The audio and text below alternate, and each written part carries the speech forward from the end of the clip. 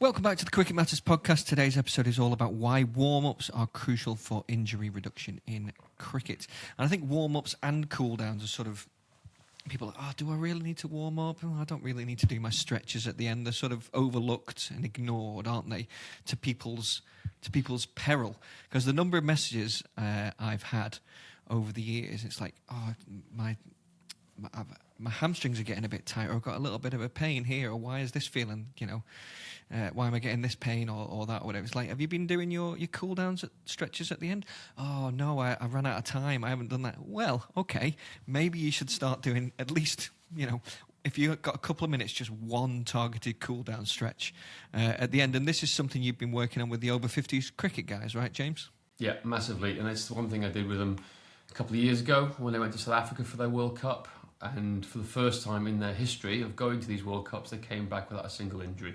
And they put it down, thankfully, and obviously maybe a bit of luck too, to the fact that they had a specific strategic warm-up before each game and a strategic cool-down at the end of each game that they did religiously because of it. So I was working on them again yesterday, actually, too, layering up and layering on what we're doing because they're going into Sri Lanka, which is an even bigger challenge because of the heat in a few months' time. So I was doing some other stuff with them in terms of activation work and showing them that stuff for the next one. But yeah, you're right. It's such an important aspect. And what's the stat? Have you got the stat that you can read out? Yeah, I have. Some research in the Journal of Environmental Research and Public Health showed a 36.6% reduction in injury with a 15 to 20 minute warm-up. And that's huge. I mean, people might say 20-minute warm-up is a long time. That is quite a long warm-up, and it doesn't have to be that long. What it needs to be, as you've mentioned already, is targeted and specific, right? Yeah, exactly. So I think the best way to put it is that on average, everything's different. The older you get, the longer the warm-up should be. Yeah. And the younger you get, depending on what your body's like, in terms of his injury prone. The younger you get, are we Benjamin Button? Who's going backwards? Exactly. Everyone's been backwards. Right?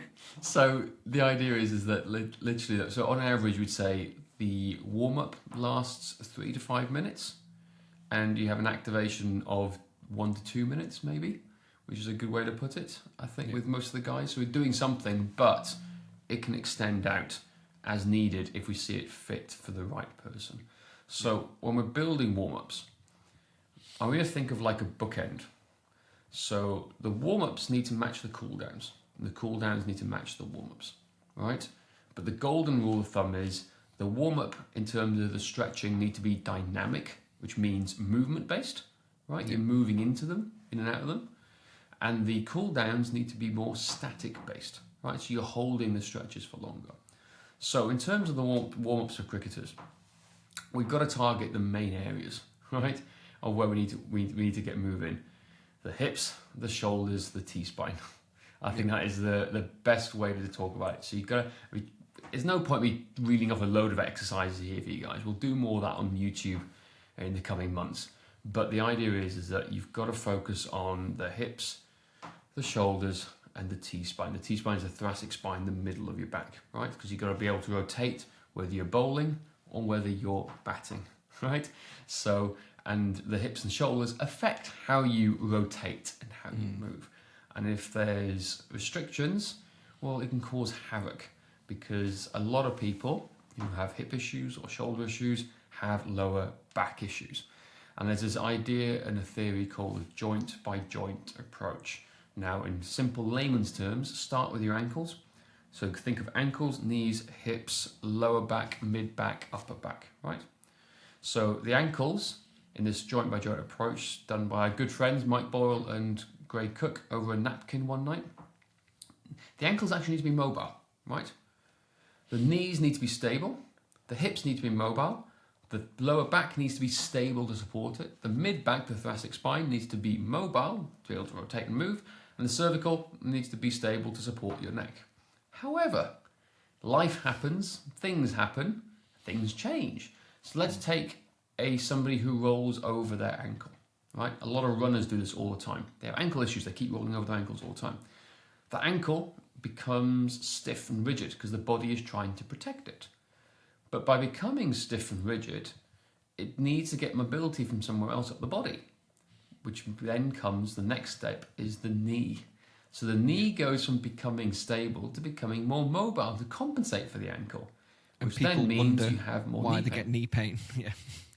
Exactly. Now, also, the reverse is true. This is we see a lot of. Let's say it's on your right side and you have a tight right hip, right? Well, that right hip is going to affect the lower back, and it's also going to affect the knee below it. So it goes up and below, up and below. You got to look up, you got to look down to see what's going on. So your dodgy knee may not be because it's a knee issue. It could be because of a dodgy ankle, or it could become because of a tight hip, or like a tight ankle, instead of the things doing what it should do. So therefore, we've got to focus on these areas because these are the most prone areas that cricketers have: hips, T-spine, and shoulders. And yes, fast bowlers have ankle issues too, but the three main ones are those three there that we need to address and make sure we're warming up accordingly and do dynamic work towards them. So again, 30 seconds on each type of movement is kind of the gold standard, what we aim for. And then you follow this up by activation work. You solidify, you seal in this good bit of work by activating the muscles here. So you have warm up, you have cool down, and then you have this thing right after the warm up called the activation work, where you're activating the right muscles you need to perform where it matters. I was going to say it's related to the workout that you are about to do, essentially, or whatever training session you're about to do. So if you're going to be sprinting in the field, you might need to do a little bit of, obviously, warm up your hamstrings quite well and do a few short, you could do high knees on the spot bit or a little bit of short sprints or whatever, just to get you prepped for the dynamic exercise you're about to do. Exactly. And that's what the guys at Cardiff know that too. All the time. I do that every session. I warm them up and I do some mini sprints over 5-10 yards. Literally in some turns, just to get them ready. About 70-80%. That's it. Just to get them moving. But the other one as well for cricketers is activate that core. Activate that core, right? And what I was doing with the over 50s yesterday was I was teaching them the idea of an active straight leg raise. Okay. Now we'll do some blogs and articles about this later down the line, but it's a really good indicator of lower back issues and becoming injured, because that looks at how your core is firing in sequence with your hips and also your hamstrings, right? And a lot of people have tight hamstrings because their core isn't firing. So it's teaching them to work together, right? That's what we're trying to do. So a core element, I think, for all cricketers needs to be done.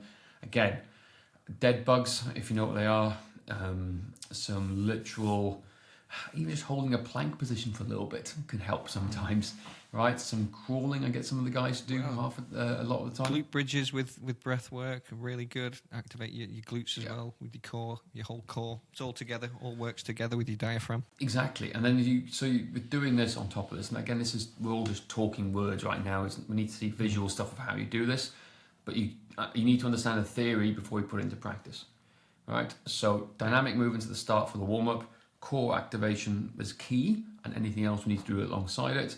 And then at the end, we're cooling down with stretching. So we're holding some of these stretches. So a big one for me, let's just take the hamstrings, which I always think is a good idea. We need to hold these stretches for not just a couple of seconds, but for a minimum of 2 minutes, because tissue change doesn't really happen unless you hold it for a minimum of about 2 minutes. Sometimes you can go up to 20 minutes holding a pose, but we don't advocate that because people get bored if they go away for 20 minutes. But the point is, we're looking at a minimum of 2 minutes, and sometimes 2 to 5 minutes per stretch. Not overall, per stretch. So if you want to hold those hamstrings and sit on the floor. Actually find it quite tough to hold a stretch for 2 minutes. Yep. 2 minutes can feel like an age, can't it? Yeah. It's a mental thing, mental resilience, which we try and build and work with people at the same time. It's patience as well. Yeah. Attention deficit. So, 10-second stretching, won't do much. But you need to hold it for longer. And that's the key thing we work with all our athletes, is this idea of holding stretches for longer. Static stretching is good for you, right? Particularly at the end of games or at the end of training, right? Now, this is how we format for going into training, going to working out. But there's separate mobility sessions we do as well. We change the order a little bit, but we'll save that for another time later down the road. But that's a good framework to use to help you guys warm up, activate the right muscles, and cool down, so you don't become part of that. What's that number? 36.6% reduction. in injury risk. So there you go. Yeah, exactly. Guys, please don't ignore your warm-ups and your cool-downs. It is of huge benefit to just take an extra few minutes to get it done. That is it for today. Please don't forget to rate, review, and subscribe. And if you would like our free training plan, then go to cricketmatters.com/train. And remember, our goal is to make you a better cricketer.